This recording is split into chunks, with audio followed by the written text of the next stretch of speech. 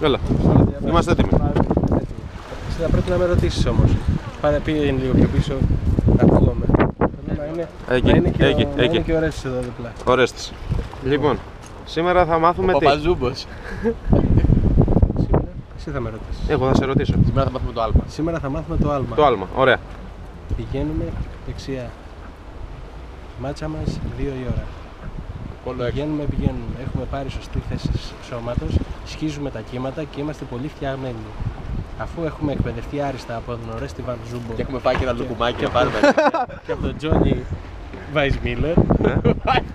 Έχουμε πάρει λοιπόν τη φόρα μας και πάμε, και όπως πάμε με φόρα αερά, τα δυνατά, παπ, σκάμε μία και πρέπει να το γυρίσουμε το πανί μας, παπ, 12. Όμως, για μεγαλύτερη απόλαυση το πάμε 11. Για να έχουμε διάρκεια και τραβάμε τη μάτσα και την κρατάμε κάτω και ξαφνικά πεταγόμαστε στα 8 με 9 μέτρα. Μετρημένα. Ωραία. Ταυτόχρονα δεν πρέπει να αργήσουμε και πολύ smooth και απαλά να γυρίσουμε πάλι τη μάτσα κατά τη φορά που πηγαίναμε για να έχουμε και μια ομαλή προσγείωση ή στην αρχή μια ωραία κατάδυση. Πολύ ωραία. Έτσι συνεχίζουμε, δεν τελειώνουμε εκεί.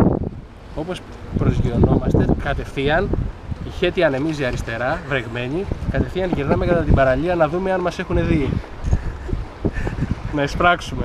Εάν δεν έχουμε φάει σκατιά και έχουμε κάνει κατάδυση, κάνουμε το μαλάκα χαλαρά, αδιάφορα και πάμε κατά την άλλη. Την παραλία πότε την κοιτάζουμε? Μετά το άλμα, να δούμε αν. Ναι. Αντιδράσεις. Αντιδράσεις, λίγο να δούμε. Έτσι. Έχουμε στα μπάρικ που θέλουμε να κάνουμε το άλμα για να πετάξουμε κάποια βλέμματα. Με τους ερφάδες τι κάνουμε? Περνάμε. Φίλοι μας βούτυρο στο ψωμί μας. Έτσι.